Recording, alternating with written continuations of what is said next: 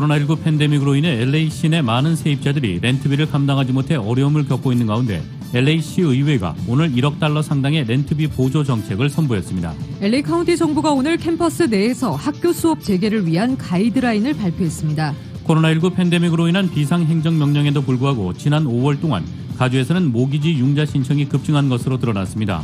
하지만 까다로워진 심사 때문에 융자 승인을 받는 것은 수월치 않은 상황입니다. LA에서도 쇼핑몰과 소매업체들의 운영이 허용되면서 한인타운의 소매업소들도 오랜만에 문을 열고 활기를 되찾고 있습니다. 미국 내 대학에서 교육을 받은 외국인에게 우선권을 부여하고 미국인 일자리 보호를 위해 임금 기준을 대폭 높이는 것 등을 골자로 한 취업비자 개혁 방안이 추진됩니다. 비무장 흑인 남성이 또 백인 경찰의 과잉 진압으로 숨지는 사건이 벌어지자 수천 명의 시위대가 항의에 나서 경찰과 충돌하는 등 이 사태가 일파만파 커지고 있습니다. 캘리포니아주를 포함한 23개 주가 트럼프 행정부의 자동차 연비 기준 완화 조치를 두고 소송을 제기했습니다. 신종 코로나 바이러스 감염증의 확산 억제를 위한 마스크 착용이 미국에서 정치적 사안으로 변질되고 있다고 CNN이 보도했습니다. 한동안 공개 활동이 뜸했던 앤서니 파우치 국립알레르기 전염병 연구소 소장이 오랜만에 다시 거침없는 사이다 발언을 쏟아냈습니다. 중앙은행인 연방준비제도는 신종 코로나 바이러스 감염증 사태로 모든 지역에서 경제 활동이 하강하고 있다면서 경제 전망은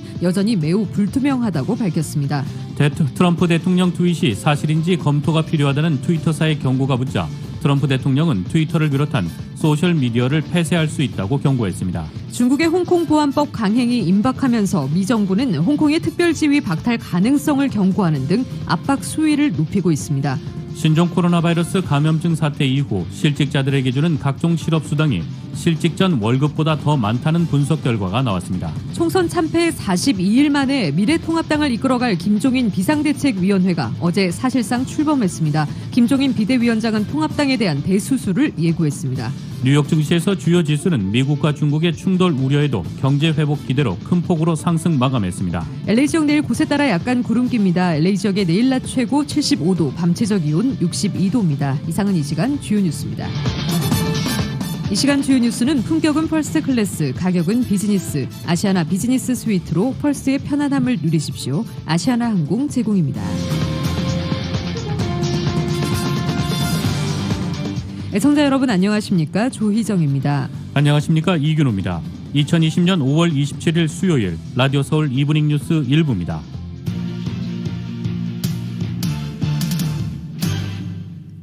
일부 첫 소식 전해드리겠습니다. 코로나19 팬데믹으로 인해 LA 시내 많은 세입자들이 렌트비를 감당하지 못해 어려움을 겪고 있는 가운데 LA시 의회가 오늘 1억 달러 상당의 렌트비 보조 정책을 선보였습니다. 임준현 기자입니다. 27일 누리 마르티네즈 LA 시의장이 LA시 세입자들이 코로나19 팬데믹으로 인한 재정난 속에 렌트비 보조금을 받을 수 있도록 안건을 상정했습니다. 총 1억 달러의 예산을 투입해 LA 시내 저소득층 세입자들의 렌트비를 한시적으로 정부가 보조해주자는 것이 골자입니다. 시정부의 예측으로는 1억 달러의 예산으로 총 7만여 명에 달하는 세입자들의 렌트비를 보조할 수 있는 것으로 나타났습니다. 마르티네즈 LA 시의장은 많은 사람들이 코로나19로 실직되면서 렌트를 내지 못해 가정을 지키지 못할 것이라는 생각에 슬픔에 잠겨 있다고 전하면서 렌트비 재정 보조금의 중요성을 언급했습니다.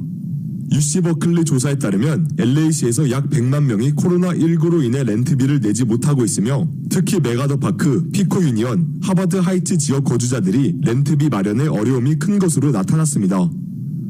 LA시 의회가 추진하는 렌트 보조금 수혜 대상은 지역 평균 인컴의 80% 이하의 소득을 지닌 가구 중 코로나19로 인해 경제적 또는 건강상의 타격을 입은 주민입니다.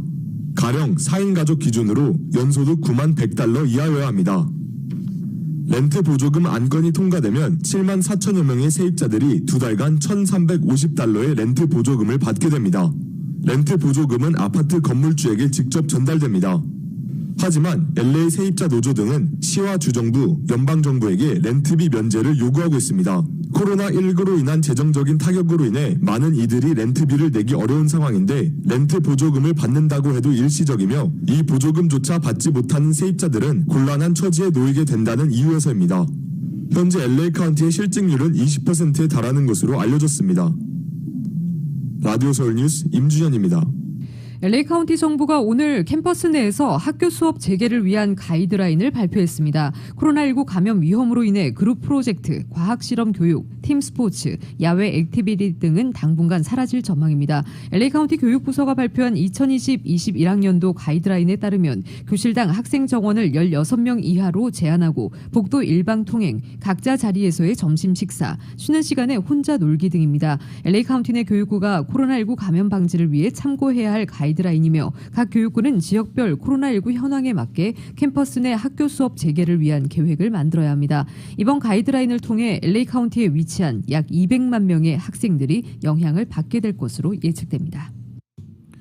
개빈 뉴섬 주지사가 피트니스 센터 오픈을 위한 가이드라인을 수일 내로 발표할 것이라고 밝혔습니다. 피트니스 센터는 헬스장, 요가 스튜디오, 도장 등 실내 운동장을 뜻합니다. 대규모 헬스장부터 소규모 개인 사업체까지 피트니스 센터는 규모가 다양해 각 카운티 보건국의 지침과 조언이 주 정부 가이드라인의 발표에 크게 작용할 것으로 보입니다. 주지사는 오늘 브리핑을 통해 피트니스 센터 주들이 최대한 빠른 시일 내로 경제활동을 재개하도록 노력할 것이라고 전했습니다. 코로나19 팬데믹으로 인한 비상행정명령에도 불구하고 지난 5월 동안 가주에서는 모기지 융자 신청이 급증한 것으로 드러났습니다. 하지만 까다로워진 심사 때문에 융자 승인을 받는 것은 수월치 않은 상황입니다. 보도에 정현호 기자입니다. 코로나19 팬데믹이 본격적으로 시작된 지난 3월 중순부터 4월 초 사이 가주 내 몰기지 융자 신청이 46%까지 급감하면서 바닥을 치다 이후 4월 중순부터 5월 말까지 지난 7주 동안에 걸쳐서는 몰기지 융자 신청이 전달에 비해 무려 77%가 늘어나면서 급반등했습니다. 1년 전 이맘때와 비교해서는 몰기지 융자 신청은 1.7% 하락한 수치지만 코로나19 행정명령이 전면 해제되지 않은 상황에서 몰기지 융자 신청이 급반등한 것은 주택시장의 청신호로 받아들여집니다.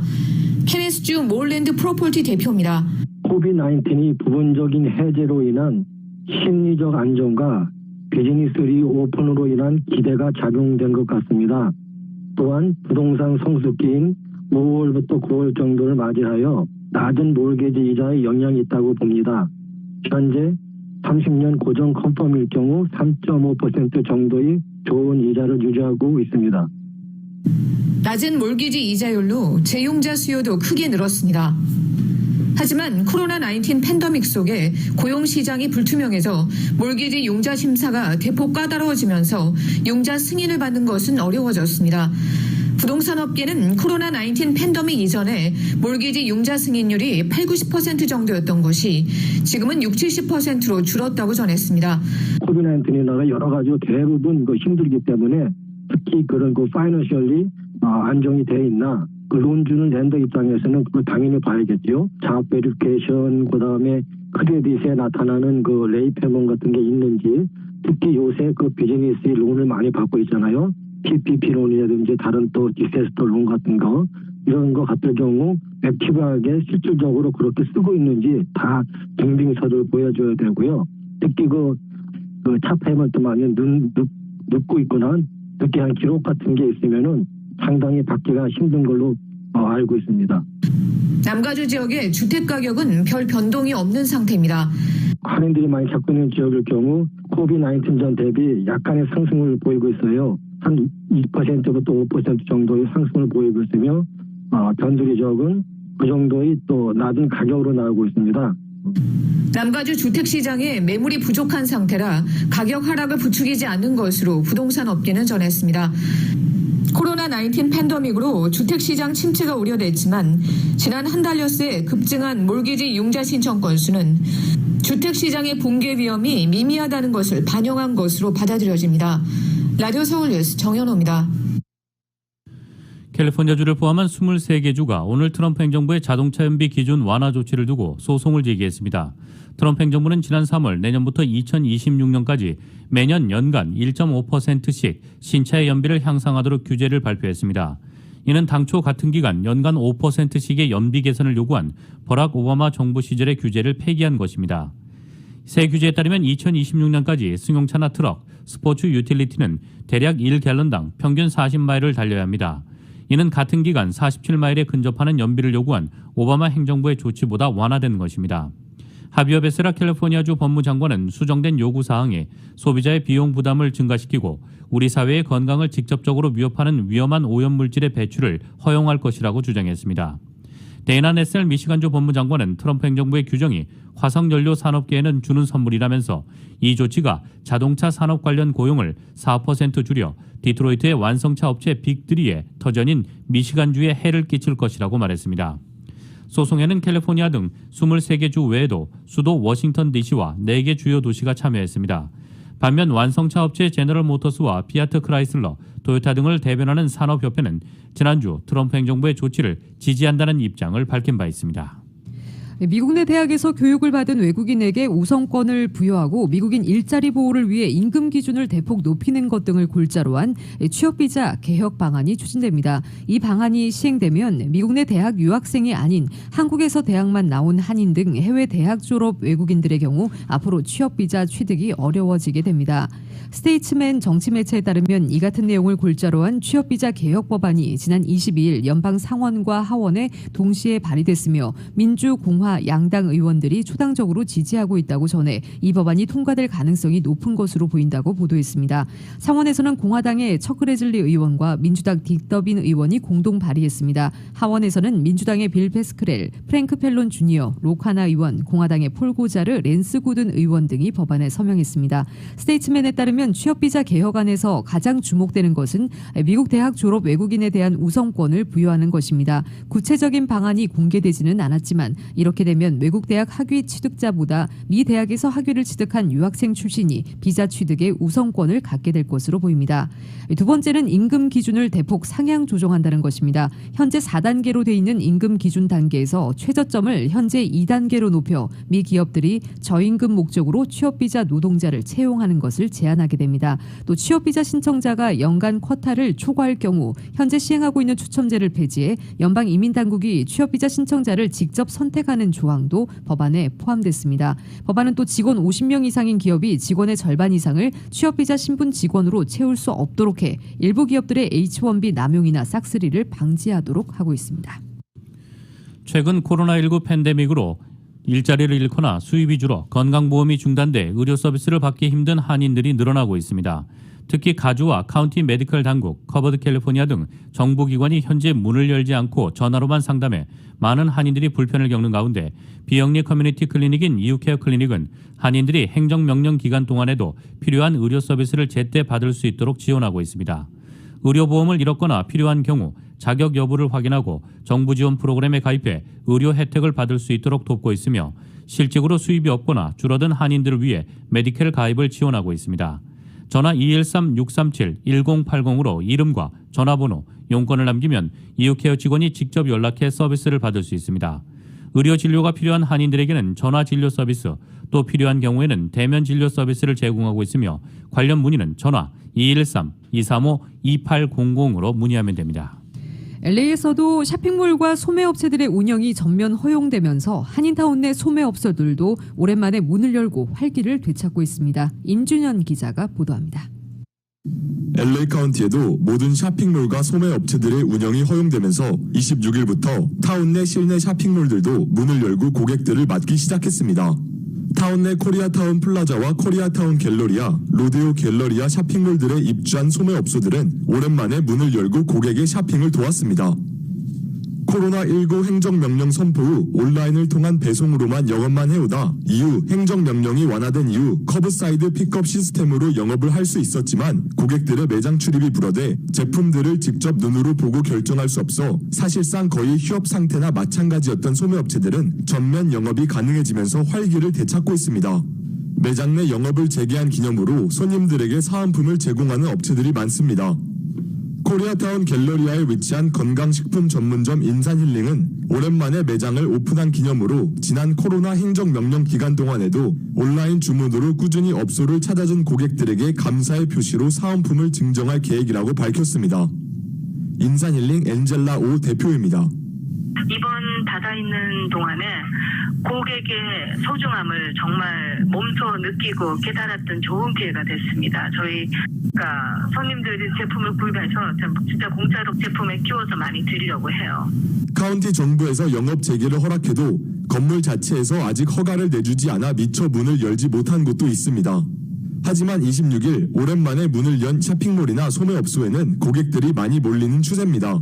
타운 내 로데오 갤러리아몰에 위치한 로데오 화장품 가게도 26일 재오픈을 했는데 예상외로 손님들이 너무 많이 찾아와 쉴 틈 없이 바빴다고 전했습니다. 그 정리하는 중에 전 직원이 다 출동했는데도 고객님들께서 줄 서서 사셨어요. 직원들 아직 런치도 못 먹은 직원들도 있고 달라진 모습으로 고객들을 대하겠지만 그래도 기쁨이 커요. 좀 설렘도 있고 하여튼 반가운 마음입니다.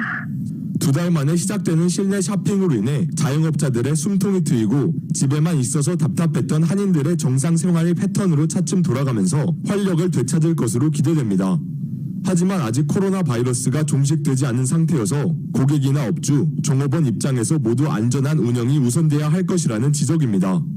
코로나19 이전과는 달리 소매업체들이 매장 내 위생 문제에 더 각별한 주의가 요구되고 있어 문을 연 업소들도 손잡이나 이동 인구가 많은 지점을 수시로 소독하고 있으며 전 직원 마스크 착용과 더불어 페이스실드 착용, 안전교육, 캐시어 쪽 간이 보호막 설치, 크레딧카드 사용 권유 등 가이드라인 준수를 위한 많은 노력을 기울이고 있습니다. LA 카운티의 가이드라인에 따르면 직원뿐만 아닌 매장을 방문하는 고객들에게도 마스크 착용과 사회적 거리두기가 중요시됩니다. 라디오 서울 뉴스 임준현입니다.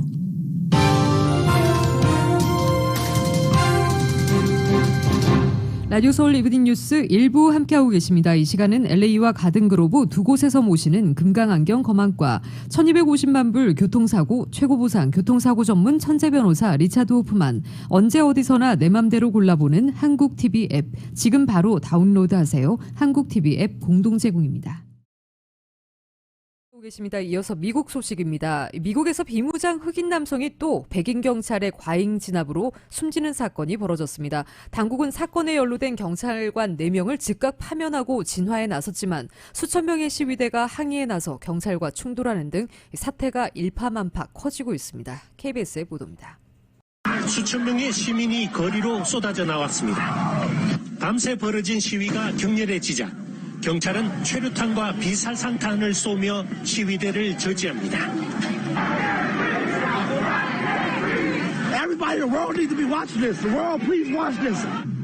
지난 월요일 밤 경찰이 위조 수표 용의자로 의심되는 한 흑인 남성에게 수갑을 채웁니다.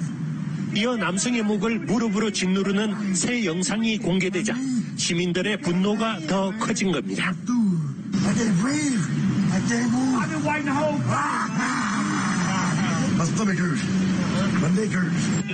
살려달라고 애원하던 이 남성은 병원으로 옮겨졌지만 결국 숨졌습니다.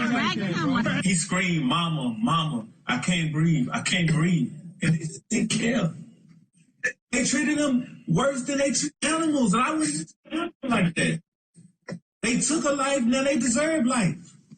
경찰의 과잉 진압에 대한 비난 여론이 높아지자 미 연방수사국은 조사에 착수했고 가혹 행위에 가담한 경찰관 4명은 해고됐습니다. For 5 minutes.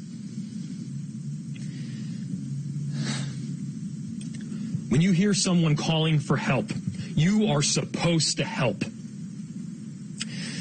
This officer failed in the most basic human sense.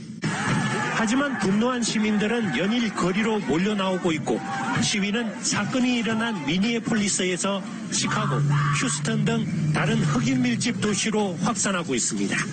로스앤젤레스에서 KBS 뉴스 최동혁입니다. 트위터를 이용해 유권자들과 소통하는 것으로 유명한 트럼프 대통령이 트위터를 비롯한 소셜미디어를 폐쇄할 수 있다고 경고했습니다. 트럼프 대통령 트윗이 사실인지 검토가 필요하다는 트위터사의 경고가 붙자 강력히 반발한 겁니다. KBS의 보도입니다. 문제의 발단은 우편 투표입니다. 코로나19로 감염 위험이 커 많은 주들이 이번 대선에서 우편 투표를 도입하려 하자 트럼프 대통령은 이를 일관되게 반대해왔습니다. All mail-in voting ballots. You're asking for fraud. People steal them out of mailboxes. 그리고 우편 투표가 갖가지 선거 부정을 일으킨다는 이런 주장을 트럼프 대통령은 트위터에 잇따라 올려왔습니다. 트위터는 트럼프 대통령 주장에 일종의 경고장을 던졌습니다. 우편 투표가 사기라는 대통령 트윗 아래 사실관계 확인이 필요하다는 문구를 달았습니다. 파란색 문구를 누르면 대통령 주장이 근거가 없다는 언론 보도들이 줄지어 나옵니다. 트럼프 대통령은 트위터가 대선에 개입하려 한다며 불쾌했습니다. 그리고 하루가 지나자 아예 소셜미디어를 폐쇄할 수 있다고 경고하고 나섰습니다. 트위터라고 하지만 않았지 사실상 트위터에 대한 위협으로 보입니다. 대통령이 소셜미디어를 폐쇄할 권한이 있는지 분명치 않다고 미 언론들은 전했습니다. 다만 마음에 들지 않는다고 대통령 권한을 사용하려는 의도는 명백히 보였다고 평했습니다. 트럼프 대통령 스스로 기존 언론을 믿지 않는 만큼 대중집회와 트위터로 소통한다고 말해왔습니다. 코로나19로 대중집회를 못하는데 남은 소통 창구인 소셜미디어를 스스로 폐쇄할지는 미지수입니다. 버지니아에서 KBS 뉴스 김은규입니다. 한국 소식 전해드리겠습니다. 총선 참패 42일 만에 미래통합당을 이끌어갈 김종인 비상대책위원회가 어제 사실상 출범했습니다. 김종인 비대위원장은 통합당에 대한 대수술을 예고했지만 구체적인 방안에 대해서는 말을 아꼈습니다. KBS의 보도입니다. 과거에 집착하지 말고 세상 변화에 좀 빨리빨리 적응할 수 있는 정당이 되자 그런 얘기. 전국위원회 만장일치로 김종인 비상대책위원장 체제가 출범했습니다. 외부 인사 참여 예상도 있었지만 9명의 비대위원들은 모두 당내 인사로 구성됐습니다. 원내대표와 정책위 의장, 재선 몫의 성일정 의원을 빼면 여성으로 김미애 당선인과 김연아 의원, 김병민, 김재섭, 정원석은 80년대생 30대입니다. 물리적인 나이가 젊다는 게 아니라 이번 선거에서 드러났듯이 수도권과 중도층의 민심을 가장 무겁게 청취하고 국민들이 요구하는 시대 변화에 발맞춰서 김 위원장은 나중에 두고 보면 알 거다. 지금 미리 이야기하면 재미없다며 파격적인 변화를 예고했습니다. 국민이 편안하고 행복하게 살 수 있는 이런 방향으로 정당이 일을 추진하면 되는 거지. 뭐 보수가 따로 있고 진보가 따로 있고 그렇게 할 수가 없다고. 대선 승리를 위해 청년들의 역할이 중요하다고 했고 40대 기술론을 거듭 확인했습니다. 기본소득을 화두로 던질 것이란 관측엔 여러 검토 대상 중 하나라며 당장 어떻게 하겠다는 이야기는 할 수 없다고 말했습니다. 여의도 연구원 해체 이후 당의 싱크탱크 기능을 어떻게 복원할지 홍준표 전 대표 등의 복당 문제 등에는 답을 내놓지 않았습니다. 김 위원장은 당 조직위원장 특강에서 시대정신을 잘못 읽은 대표적인 사례로 2011년 당시 오세훈 서울시장이 던진 무상급식 주민투표를 들었습니다. KBS 뉴스 이화진입니다. 문재인 대통령이 오늘 더불어민주당과 미래통합당 양당 원내대표를 청와대에서 만납니다. 여당과 제1야당 원내대표만 초청하기는 취임 이후 처음인데요. 코로나19 위기 극복을 위한 초당적 협력을 요청할 이번 회동에서 21대 국회 협치의 문이 열릴지 주목됩니다. YTN의 보도입니다. 문재인 대통령은 각 당 대표와 원내대표들을 청와대로 8번 초청했습니다.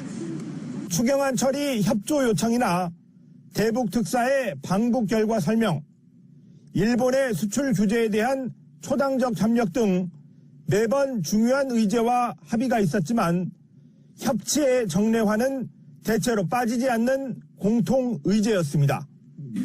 이화정 국정상설협의체를 좀 조속히 구성을 하고 그 틀 속에서 안보 문제를 좀 상시적으로 여야가 또 정부도 함께 협의해 나가는 그런 모습이 갖춰지면 좋겠다고 생각합니다.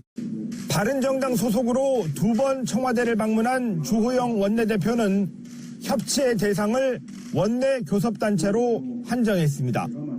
일반 여야정 협의체는 국회가 주도하고 그다음에 교섭단체만 참석하게 해달라. 이 문제가 정리돼야 해결될 수 있는 문제로 그렇게 알고 있습니다.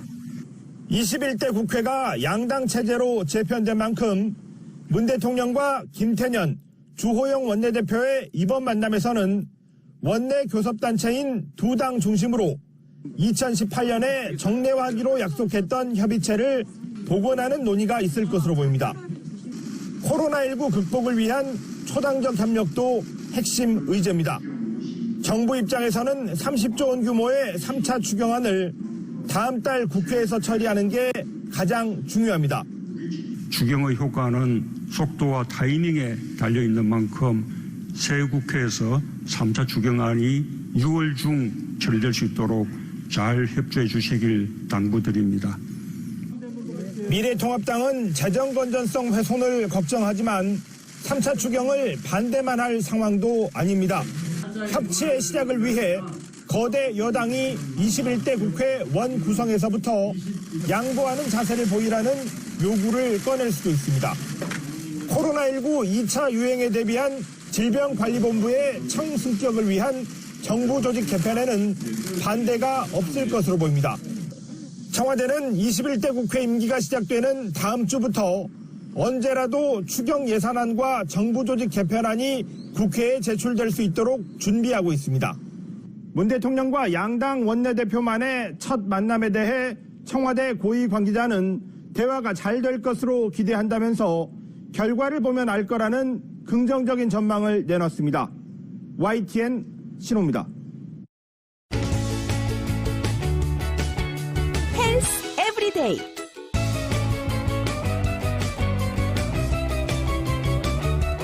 스트레스는 긍정적 스트레스와 부정적 스트레스로 나눌 수 있습니다. 당장에는 부담스럽더라도 적절히 대응해 자신의 향후 삶이 더 나아질 수 있는 스트레스는 긍정적 스트레스. 자신의 대처나 적응에도 불구하고 지속되는 스트레스는 불안이나 우울 등의 증상을 일으킬 수 있기 때문에 부정적 스트레스라고 할 수 있습니다. 부정적인 스트레스를 계속 받다 보면 우리 신체는 건강에 문제를 일으키는 호르몬의 습격을 받습니다. 이 때문에 스트레스 증상이 나타나면 운동이나 심호흡 등을 통해 마음을 가다듬는 등 대책을 세워야 합니다. 이와 관련해 프리벤션닷컴이 소개한 심각한 스트레스가 있다는 것을 알려주는 우리 몸의 신호 5가지를 전해드립니다. 첫 번째, 가려움증이 심해질 때.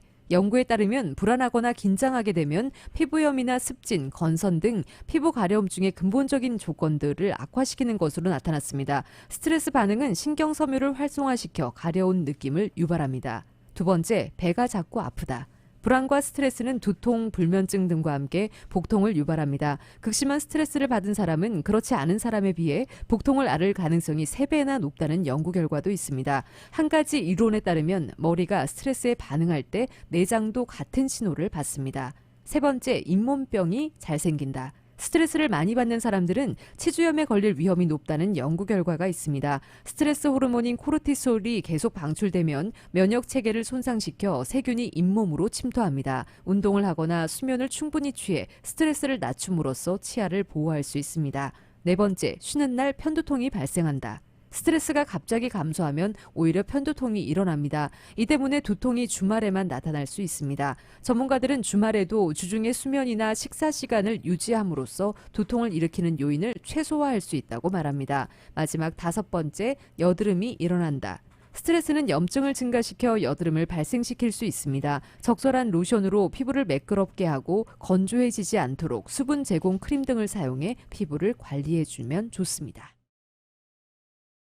뉴욕 증시에서 주요 지수는 미국과 중국의 충돌 우려에도 경제 회복 기대로 큰 폭 상승했습니다. 오늘 뉴욕 증권거래소에서 다우지수는 전장보다 553.16포인트, 2.21% 상승한 25,548.27의 거래를 마쳤습니다. S&P 500지수는 전장보다 44.36포인트, 1.48% 오른 3,036.13에, 기술주 중심의 나스닥은 72.14포인트, 0.77% 상승한 9,412.36의 장을 마감했습니다. 다우와 S&P 500 지수는 지난 3월 초 이후 처음으로 주요 레벨인 25,000선과 3,000선을 넘어서 종가를 형성했습니다. 존 윌리엄스 뉴욕 연방준비은행 총재는 전망의 불확실성이 여전하지만 경제가 저점을 지났다거나 저점 부근인 것으로 보인다고 말했습니다. 기술주 중심의 나스닥은 장 초반에는 하락세를 나타내는 등 불안정했습니다. 오늘 업종별로는 전업종이 오른 가운데 금융주가 4.34% 급등했습니다. 산업주도 3.34% 올랐고 기술주는 0.54% 상승했습니다.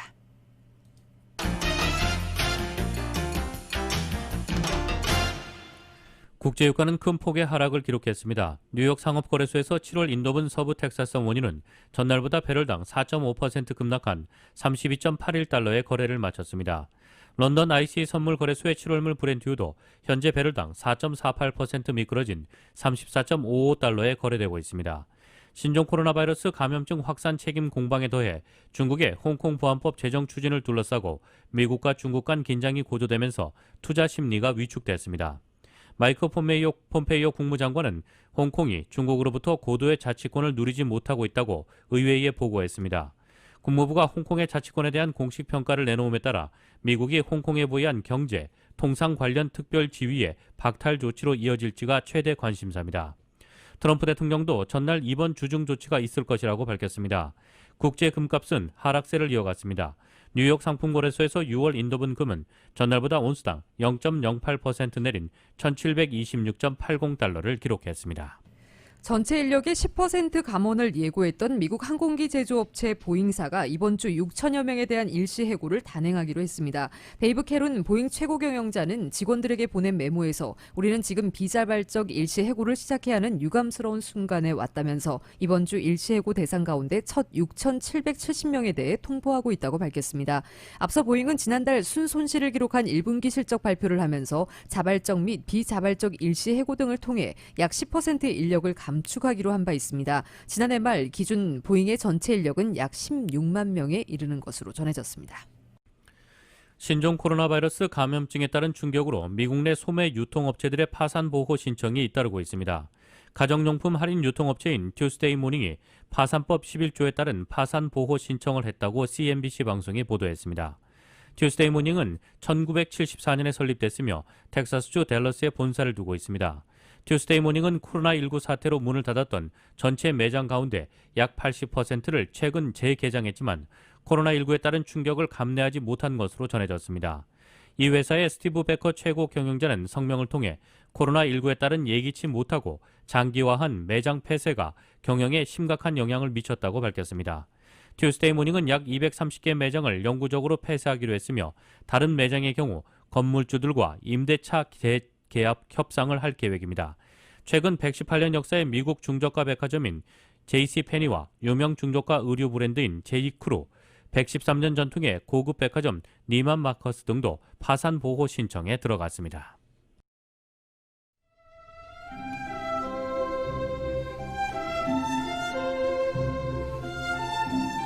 함께 이겨나가겠습니다. 언제나 힘이 되는 은행, 당신의 비즈니스 뱅킹 파트너 CBB뱅크 제공 5월 27일 수요일 오늘 밤과 내일 날씨입니다.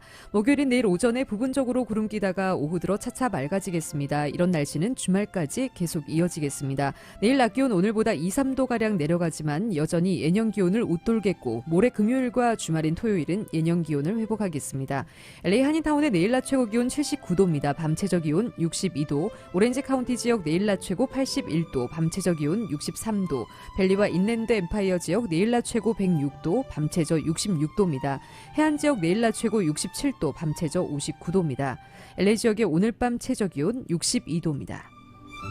한국은 오늘 구름 많고 선선한 가운데 곳곳에 비나 소나기가 오겠습니다. 서울의 오늘 낮 최고 기온 화씨 74도, 밤 최저 기온 화씨 54도입니다. LA 시각으로 5시 54분입니다. LA 지역의 현재 기온 72도, 습도 58% 나타내고 있습니다. 라디오 서울 이브닝 뉴스 1부 이 시간은 LA와 가든그로브 두 곳에서 모시는 금강안경 검안과 1250만 불 교통사고 최고 보상, 교통사고 전문 천재 변호사 리차드 호프만, 언제 어디서나 내 맘대로 골라보는 한국TV 앱, 지금 바로 다운로드하세요. 한국TV 앱 공동 제공이었습니다. 잠시 후 6시 라디오 서울 이브닝 뉴스 2부가 방송됩니다.